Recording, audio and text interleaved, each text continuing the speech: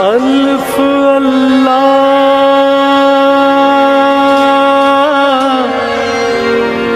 چمبے دی بوٹی۔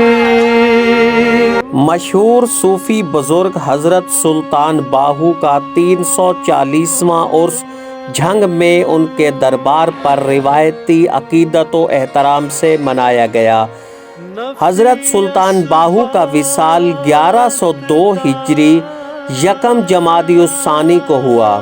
اسی نسبت سے ان کا عرس دریائے چناب کے کنارے گڑھ مہاراجہ کے علاقے میں منایا جاتا ہے، جہاں زائرین اور عمائدین روح کی تازگی اور تسکین کے لیے دنیا بھر سے آتے ہیں۔ زائرین کا کہنا ہے کہ دربار میں حاضری، نعت کلام باہو کی محافل اور مشاہیر کے سلطان العارفین کی تعلیمات پر روشنی سے ان کے دل منور ہو جاتے ہیں۔